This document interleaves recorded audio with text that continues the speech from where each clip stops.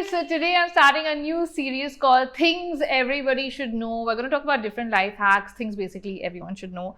First conversation that we're going to have is savings for dummies, and I've got someone very special here with me today. Anandbir with me. You guys have seen him in our earlier savings video that we did as well. Right. I have been investing with you for many years now. About 8-9 years now. Yeah. It's been a while. I've been a good girl. So the point of today's video is kind of to get people into saving. And I feel like, as we discussed even last time, and we always talk about it, how people think that you need a lot of money to invest and save, or because you don't really know how to invest and save, you kind of avoid doing it, and then you're much older and you regret not saving. Correct. So I want more people to kind of go back from this video and save. Right. Okay. Yeah. So I think it's important to start early. I mean, as you rightly said, the amount is not relevant. It's the discipline of starting to save, and you take it from there basically. Okay, so the first question I have for you is, what are the different methods of obviously saving and investing? And how is saving different from investing? Because I feel like that is also a confusing area for a lot of people. Correct. So I think savings is the habit of putting money aside. Investing is the habit of making that money grow and the interest on that grow, So they're two different concepts. I think if you get the first, the second is very easy. I think the mistake people make is they make savings a one-time thing, whether it's end of the year, or, bonuses come in, or, salaries come in or something. It has to start becoming a discipline. Investing, then it opens a whole different field, where you have so many options, you have so many different things you do. But I think if you cross that first hurdle of saving your money, and there are many hacks, on how you can do it. So on a basic level, can you just run us through the different ways of saving, investing today in 2022? What would you say are the top maybe few, areas you can save or invest in? The top way to save for someone starting is a systematic, disciplined investment. The concept is my salary comes in on the 1st of every month. By the 3rd of every month, a chunk of that salary has gone into whatever investment. Like recurring, the same like amount recurring deposit. Kind of a recurring deposit. So which could be in various obvious different options. Correct. So that now which option depends on, what you need your money to do for you, whether you need it to be safe, be put at risk. So that's a whole different story. Depending on lifestyle and your spending power, etc., etc. Right, and your time horizon. Yeah. I think that's the most important thing, because the time horizon defines your risk-taking ability. That brings me to kind of my next question, which is what should you expect when you're investing, and the difference between short-term and long-term investments? Because I feel like a lot of the times, you put in, like when I started, I used to put in my money and I'd be like every day checking, and I'd be like, but nothing is happening. Correct. And then now today, 8 years later, I see lots has happened. And, you're like, oh, wow. And I feel like now I've got into that habit of not looking at my stuff. Correct. Like, other on a daily basis. Yeah, on a daily basis. Correct. Like when the monthly statement comes in, I'm like, okay, yeah, great. Okay, move on. Right. But don't stop. But I feel like that difference comes after a point. Over so time, when you're starting out, what would you advise people, and how do you kind of differentiate between the two? There are two time horizons, right? One is your requirement and the other is the investment's requirement. So both have to match for it to be a successful investment. So if I have a unlimited time horizon, but I'm in an investment that has a very short-term time horizon, I'm never going to be satisfied, because my returns are always going to be under par. And similarly, the other way, So in terms of long-term, short-term, for something like, say, equities, whether it's mutual funds, shares, anything with a lot of volatility in it, usually you need, 5, 6, 7 years. That's a longer term horizon. Especially, just focusing on equity markets, because equity markets usually go through that cycle. Let me put it this way. If you had, a big expense coming up a year later or 2 years later, it wouldn't be prudent to be in an investment where you need to be for 5 or 6 years. So long-term, short-term requirements and investment long-term, short-term should match each other. And that becomes the perfect fit in that sense, you know. I would say anywhere up to 3 years is about short term. After 3 years becomes longer term, you know, then we call it medium term and long term. And it goes on longer and longer and longer and longer. So you'll have many terms. But those are important questions to ask yourself, right? Correct. I know whenever I come into you with any sum of money, you ask me, do you need it? Exactly. Or are you okay to keep it away? Correct. And for how long? Yes. And then accordingly, we kind of decide where we want to put that money based on that. So that becomes your first check, you know, that, okay, she doesn't need this money for 3 years. But, you know, sometimes, you know, we keep an extra check that, okay, maybe she's not thought it through. But if she hasn't, I have, you know, somewhere else. There's always a safe fund, which is, I think, as you say, that's something that you can get your money out in 24 hours. Correct. Should be accessible to you first. Yeah. Then you go into the next level, because you never know who needs money when, right? Like, I mean, I think these are all important lessons I learned through him and through our conversations, because I used to always be like, but what if I suddenly need the money? Then where will I get it from? Correct. And I think also in the past, as I'm discussing with you, I had invested in the wrong things where I lost money. Yes. So that kind of burnt me, and I was a little like nervous about like, oh, you know, like, can I take this out on a rainy day? Correct. Where is it going? Sherry, you've seen the investments, right? Yeah. It's not always been in the green. Yeah. So, you know, through COVID, it was down in the red. When we just started, it was very volatile because you had just started. But, you know, you always had in your mind that I'm not stretching myself on that investment. Yeah. So I can afford to let that ride.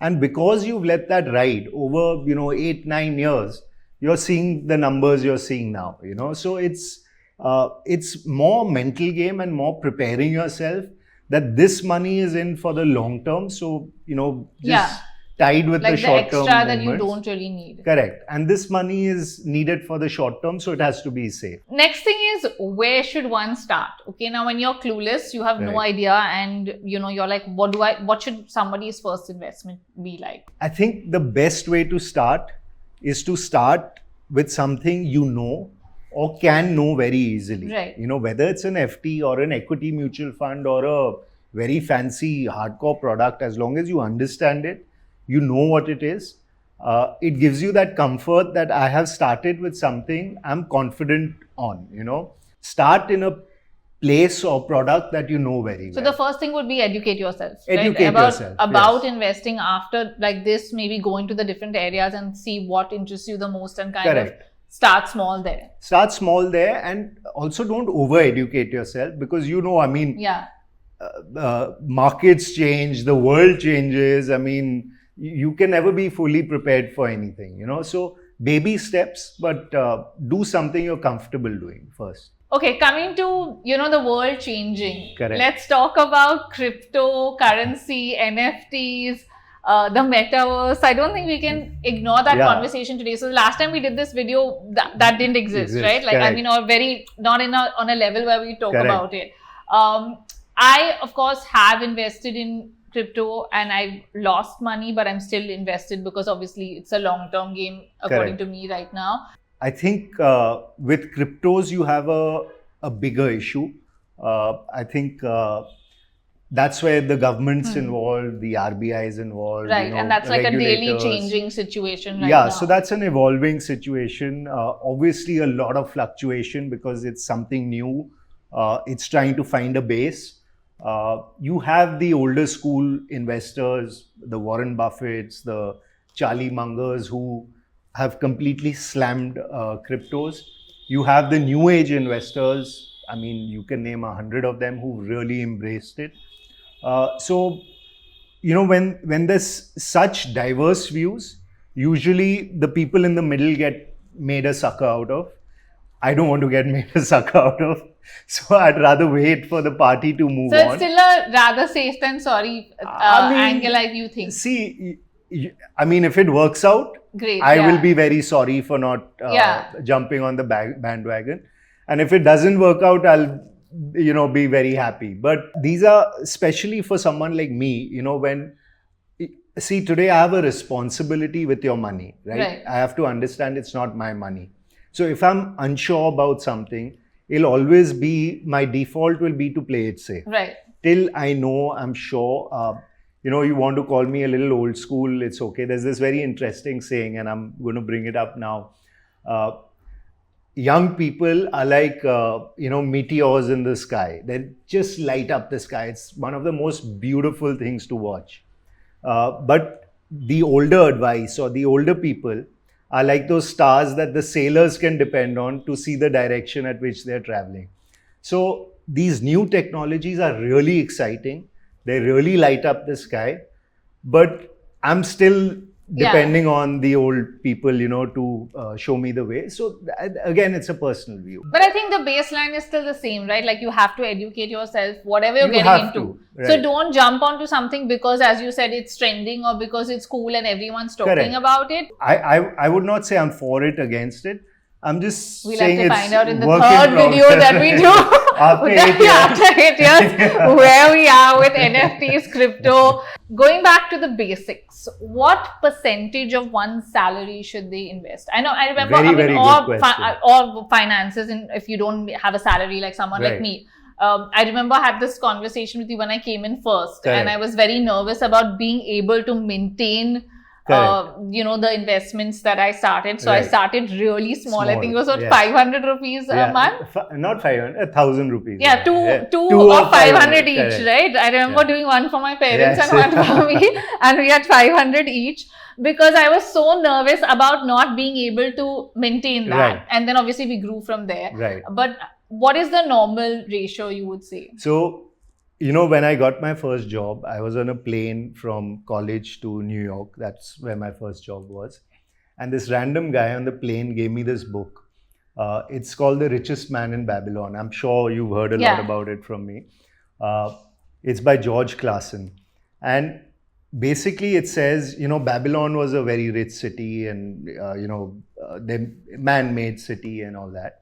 And it talks about the primitive investment theories. It's a very easy 140-page book. Now there they said, listen, when you're earning a salary, who are you earning it for, right? You're paying the newspaper man, you're paying the milkman, you're paying your EMIs, you're paying the painter to paint your house.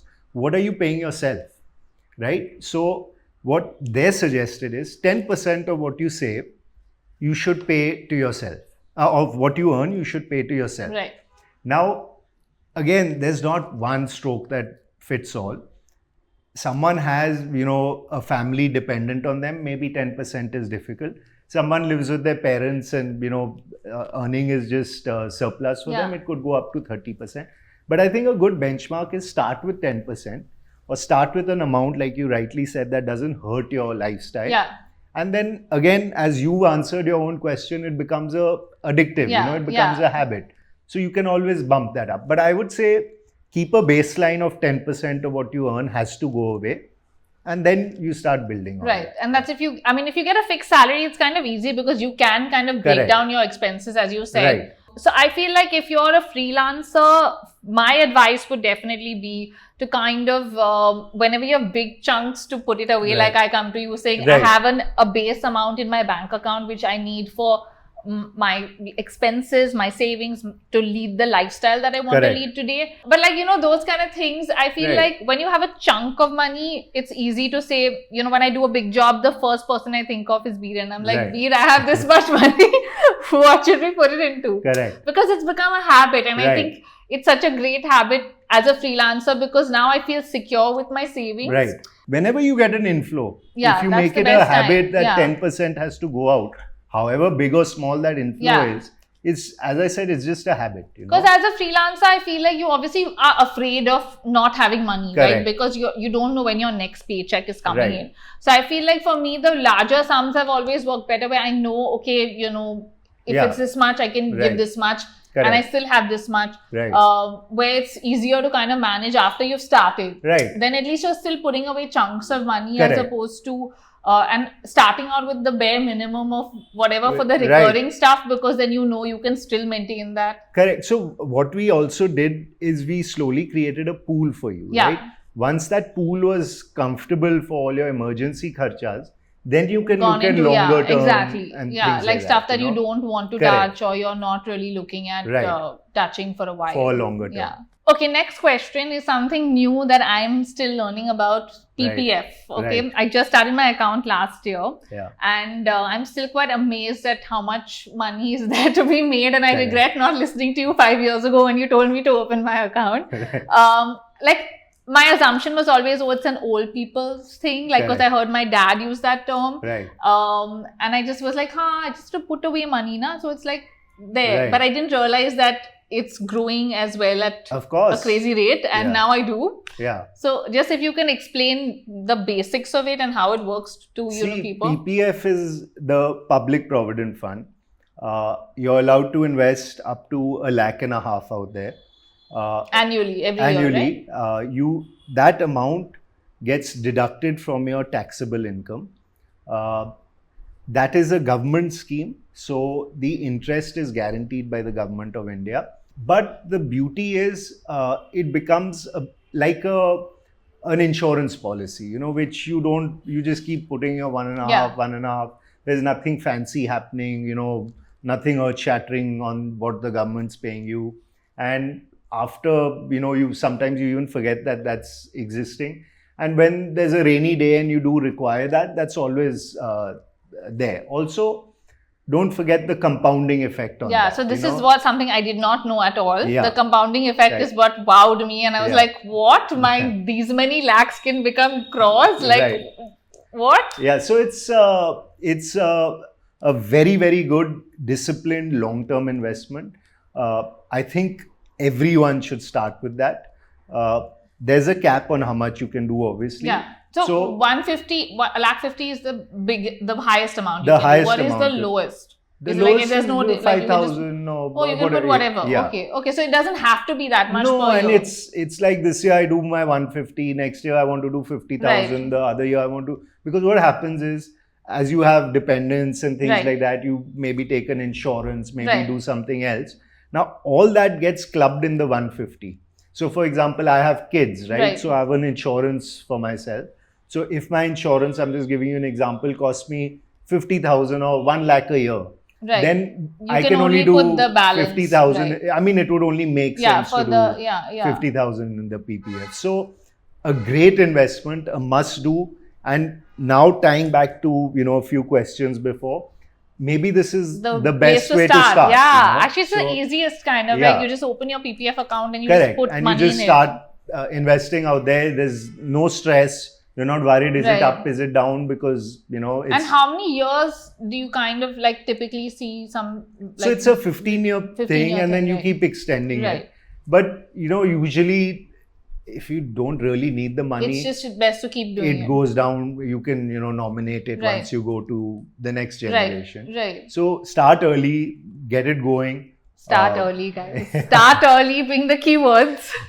The earlier you start, and you've seen that, even if it's a smaller amount, it becomes a lot easier as you... That's true. And also I think as you grow older, it gets harder. As you said, you start having a family or expenses. I think when you're working in your 20s, most people are either living at home or they don't have that, like they're still not got dependents, or, you know, you're still thinking about, okay, I'm just spending money or saving it. Exactly.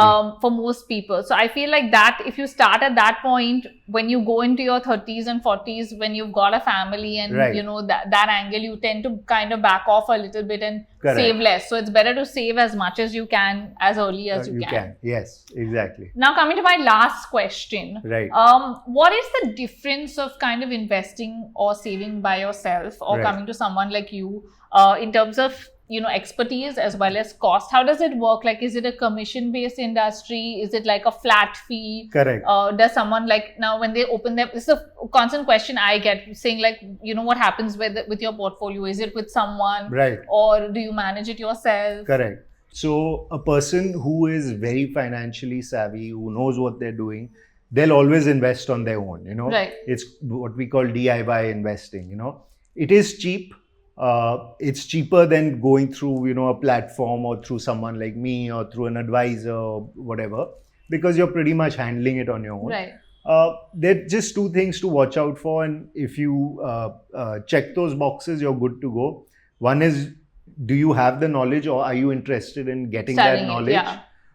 The second is, do you have the infrastructure to manage it? Even infrastructure today is becoming easier. You Right. have platforms Yeah. and things like that. But you still have, your tax guy will bug you. Yeah. You have, as long as you have those two boxes checked, you can Manage yourself. manage that way. So that's a DIY kind Right. of investor. Another is who comes through, someone like us, or you have registered investment advisors. So you have different Right. things evolving. If you go through someone, there's obviously a cost involved in that. So actually, as a customer, it's a great place to be in because you have all options open, so Right. you can decide this is the way I want to do it, or this is not the way I want to do it. But you just got to be careful that you're seeking the right advice, whether it's from people or Yeah. from the internet or from Twitter or wherever you seek your advice from. You just need to make sure about the authenticity, and you got to be comfortable with how you're investing. Yeah, it's also about finding the right person, I think, that understands you, your, Correct. your job, your lifestyle, all of that. Right. And which is why I feel for me, Anandbir has been my life savior. And I always think of him and thank him and say that, if he hadn't pushed me Right. to start saving, I wouldn't be where I am today. But you can And- push a horse to drink water. You No, can't force but it. yeah, but it made a huge difference. Right. And I feel like not just with me, but I feel like tons of people who we have mutual friends who Right. come to you, and everyone always says the same thing, that you get their story, their Correct. situation, and you've always advised them what's best for them. Right. Which is what I love, and I think that's the best part about investing, that you're not scared to invest because I know you're doing what's best for me. Correct. At the end of the day, it's not about just making more money or Right. those kind of things. So I feel like that's very important with whoever you decide to do this with, to find Right. the right person. Right. And I'm obviously going to put Anand's details in the description for Right. anyone that wants to reach out to him. For advice, or if you want to invest or start investing, start now. Start with him, Yeah. because he's got me onto this train, and I hopefully will not stop. Thank you Yeah. so much, and thank you for taking out the time No, for not doing at this. all. Guys, Not at all. thank you for watching. If you have any more questions relating to, savings, finance, anything, I put them in the comments. Maybe I'll get you Sure. to take a look at them and answer them Sure. if we can. Or obviously his details are in the description. Just call him. Lovely. Thank Thank you. you. See you guys. Bye.